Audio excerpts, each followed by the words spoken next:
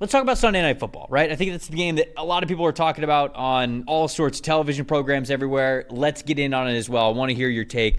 The Cowboys win this game at the very end. Come down, miraculous drive at the end. It was a bad game from the Cowboys, I feel like, for most of the performance. But hey, they had the drive that mattered at the very end. Let's take a look at the Cowboys' top 5 graded players from this game. At the top, we got cornerback Jordan Lewis earning an 85.5 overall grade. Then it's guard Zach Martin, a familiar face to this top 5 here with a 82.6 against the Steelers. Chauncey Golston, number 3 with a 77.1. Wide receiver Jalen Tolbert with a 72.4. Running back Rico Dowdle, I know you're going to talk about him in a little bit, 67.3. And then Dak Prescott, again, not a great game from Dak Prescott, but man, that last drive was good when it needed to in a low-scoring game at 67.5. We flip over to Pittsburgh's side of things. Elandon Roberts with a 93.7 grade, and what you were talking about before we hit record, almost the play of the year, which I know you're going to break down a little bit. Edge rusher Nick Herbert with a 91.0, edge rusher TJ Watt with a 90.3, defensive tackle Cam Hayward 86.2, and then number 5, running back Najee Harris with an 81.1. Justin Fields, not his best performance so far this season with a 59.1 grade in this game. You know, I almost... Who won the game doesn't really matter. I think it was very up and down by both these teams.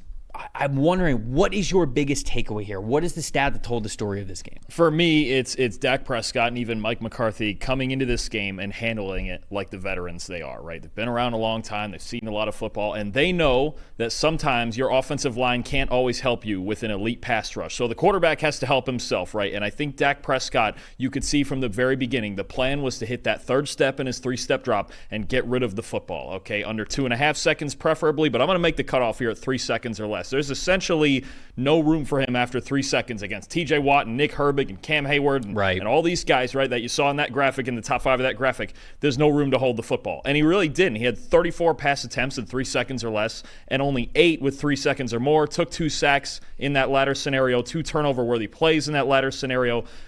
3 seconds or less, 26 of 34. 299 yards, 2 big-time throws, a 72.4 passing grade. Dak Prescott made a point. He wasn't outside of the touchdown. He did throw to Rico Dowdle, where he did have some space in the pocket to move to his right. He didn't have time to roll in the pocket. He didn't have time to run away from all the freaks that Pittsburgh has up front.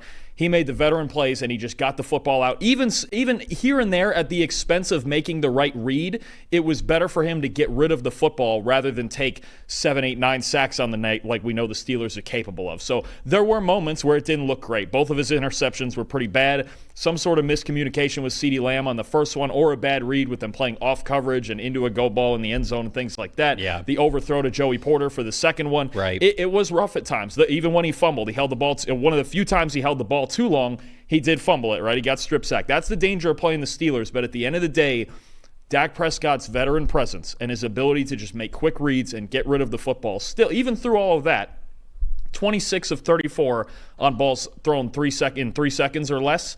That was the plan, was, you know what, we know we have 2 rookies up front on the offensive line. Zach Martin was cramping up during the game. This may be the hardest defensive line in football to block.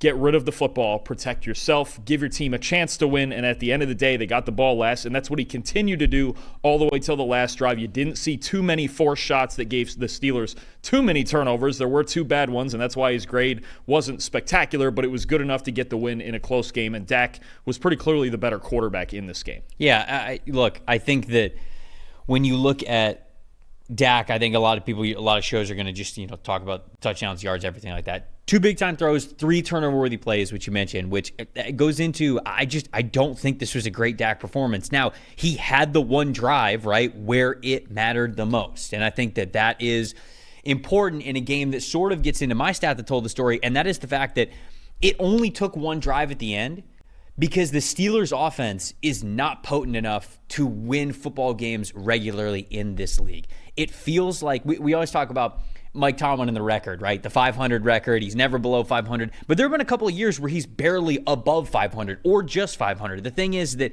he's too good of a coach. The floor is too high, but the ceiling also sometimes seems lower than it needs to be. For me, the fact that the Cowboys even had a chance to win that game in the end comes down to the fact that the Steelers are just so slow on offense. When you look at the Steelers' offense this year, 3 points that they scored last night in the first half, just 3 points.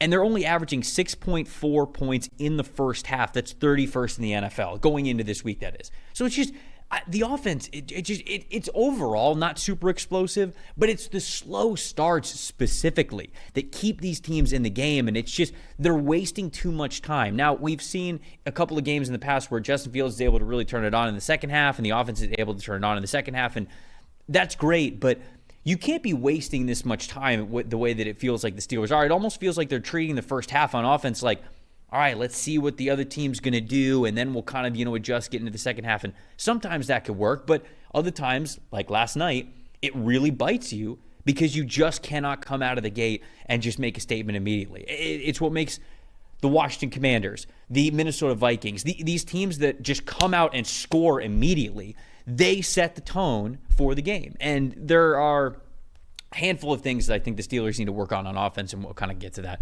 in a few minutes. But overall, I think the stat that told the story is the only reason why the Cowboys were in a spot where they could win the game at the end is because the Steelers could not capitalize on things specifically in the first half, and they haven't been able to do it all season long. Yeah, I'm with you on that. And look, it does. It takes two to tango. And the Cowboys defense played really well, too, better than they've played in any of their first four games, right? And I think the Steelers, this is just where they are right now. This is their identity, especially last night being shorthanded without Jalen Warren, without Cordero Patterson. And let's be real, they only have one legitimate wide receiver on their team right now. I don't know if Roman Wilson, when or if he's going to play, but outside of George Pickens, and Pickens took forever to get a catch last night, they just don't have enough in their passing game to drop back and throw the football. So they have to stick to their identity to win games. Their identity is defense and winning games like this. And even them, they had a 4-point lead with 20 seconds left. They kind of got it sort of where they wanted to, but Prescott in the end was just a little bit better. And I think I feel the same way about the Cowboys, where as opposed to their defense and Mike Tomlin, Dak Prescott gives the Cowboys some sort of floor of like, okay, they're not only going to win 4 or 5 games this year because at least they have an above-average quarterback, if not better, right? Some days he's better than that. This is 2 weeks in a row to me that Prescott, his veteran presence, basically just won them games when they got mostly outplayed, even against the Giants. They got outplayed in a lot of aspects in that game. I agree. Having the quarterback that they do, and I know Prescott takes a lot of heat when the Cowboys lose, but he's the reason. He's really the sole reason they've won these last 2 games. Getting rid of the football, his ability to read coverages is better than most of the quarterbacks in the league. I wouldn't put it number 1, but it's up there for as long as he's been in the league. What is it, his 9th year in the league now? You're seeing just that veteran presence and leadership getting them through some hard times. But as slow as the Steelers were on offense, if the Cowboys defense plays like this a little more often, they stand a better chance than the way they played the first 4 games. Certainly, because how they played the first couple of games of the season was horrendous, right? I mean, like, they couldn't stop anybody from running the football or anything like that. So I think that is a little bit better. And again, you hope that the floor that Dak Prescott gives you can definitely help in that area. We're going to get to most impressive, most disappointing in this one. My most impressive, amongst the defensive line standouts that you have every single week, where it's Cam Hayward, it's TJ Watt, Alex Highsmith when he's healthy, Keanu Benton's obviously coming along too, part of this defensive line, but Nick Herbig, man, it's just been so impactful. He was really a rotational guy, a designated pass rusher type of a player. Now he's had to play more snaps. This past game, 78.6 pass rush grade, 22.2 pass rush win percentage, 4 pressures in this one, and a 90.0 pass rush grade this season thanks to 2 weeks ago, I think. We put him on the list, but he ended up, I think he played like 21 snaps or something like that. Yeah, I threw him on there because he just had to. We had to be, because 2 weeks ago, I can't remember who the opponent was, but he had like a 93.8 pass rush grade. He was unblockable, and last night, again, he was absolutely cooking. So I'm not saying this to take away from the greatness of Cam Hayward or TJ Watt, but that defensive line just has it figured out. They are coming after you at all different angles with all different types of players, and Nick Herbig is a very efficient one there for the Steelers. Who was your most impressive in this game? I actually like Rico Dowdle, and I know his overall grade was only a 67.2, but that's dragged down pretty heavily by that fumble in the end by just an incredible play by Landon Roberts, shooting from the 6 yards deep in the end zone like a heat-seeking missile at the 1 to force that fumble. That would have been the play of the year had the Steelers recovered it. But Rico Dowdle, look, I think the other thing needs to be said on this offense is, was it great? It wasn't great, but the Cowboys at least got something out of their run game, especially in the second half of this game. 20 carries, 87 yards, 6 forced missed tackles, and he caught a touchdown, a really nice catch on a touchdown on what wasn't the best throw. This is what the Cowboys need. They need to be average, at least in the run game. At least they were that in this game. Dowdle was really good outside of the fumble at the very end, and that's a wacky play that he'll never see that again in his career, most likely, with a play like Elandon Roberts made. But this is the balance. They just need enough balance. They don't have to lead the league in rushing. They're not gonna. Yeah. That's the point. But for them to get this sort of production out of Dowdle in their run game against this defense with 2 rookies on their offensive, that's all they need. Just a little bit of balance to help out the passing game that, when it's on, can be really, really good. My most disappointing in this game is the Steelers' wide receiver splits. Basically, just how they are using their wide receivers at all whatsoever. Because when you look at the snap counts from last night, Van Jefferson played 47 snaps. Calvin Austin played 44. George Pickens only played 34. So Mike Tomlin gets asked after the game, hey, was Pickens hurt? What happened? He's like, no, we just rotated him. I don't know what's going on behind the scenes. The answer's not really good enough. Now, Mike Tomlin is one of the best that we have had over the last couple of decades, maybe one of the best coaches ever at like dealing with the personalities within his locker room over the last 15 years, to just get those guys to come together as a team, because that is an underrated part of being a head coach, is just these players with all sorts of different personalities, and everybody's ultra competitive. You don't get to the NFL level if you're not ultra competitive, and you're trying to make them gel as a group. And it's very difficult to do, and I feel like Tomlin is a great leader in that regard, and he's been able to do it.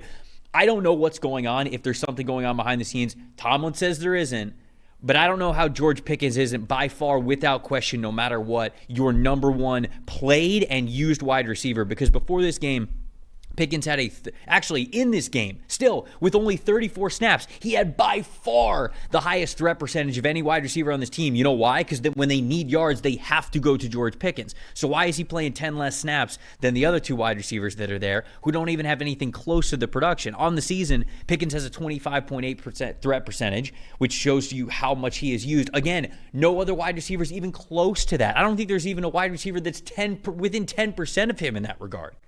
Roman Wilson continues to be a healthy scratch. I don't know what's going on there, because I thought Roman Wilson was sort of the cavalry for this team to come in. But how the Steelers are utilizing their wide receivers right now is disappointing to me, because at this point, we've said this before on this show, it's basically the George Pickens show in the passing game for the Pittsburgh Steelers. Now you're limiting his snaps. You already can't score. You're already averaging one of the lowest first half point totals in the NFL. Now you're going to take your best player off the field?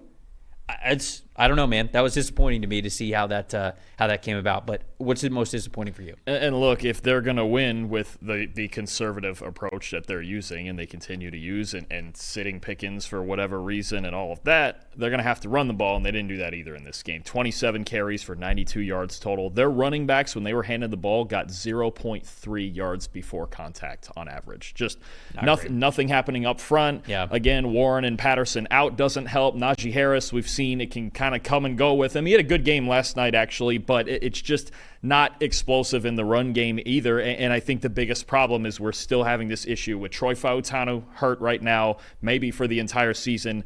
Offensive tackle, Dan Moore Jr., a 50.4 run blocking grade. Broderick Jones, a 42 run blocking grade. And I think that second one is really discouraging. I know it's something we've talked about a lot with Pittsburgh and their offensive tackles. Now it's even at more of a premium with James Daniels out for the season inside as well. And I was impressed with Mason McCormick at right guard. I thought he played a nice game at right guard in his first start, but offensive tackle continues to be a problem for this team. And especially when you're an outside zone team like this, like Arthur Smith is, or, we talk all the time about the 49ers and Trent Williams, or the Lions and Penei Sewell, and these outside zone teams, especially, the Shanahan type offenses that have these elite offensive run blocking tackles. Steelers don't have that, so they can't get to the edge. They can't even threaten the edge right now because they're just getting beat at offensive tackle. If they don't figure out this situation, and they may not, it's going to be these 2 guys, because Troy Fautanu is going to be out for a while. He's uninjured reserve. If they don't figure out this thing at tackle, we have no evidence that says it's going to be better, because last year it was the same pair for the majority of the year, and it wasn't any good in run blocking last year. So I like where Zach Frazier's at. I like what Mason McCormick did in his first start. It sucks that James Daniels got hurt. The interior, though, is pretty good. They have to figure this out at tackle. Either they're going to play better or they're not. Right.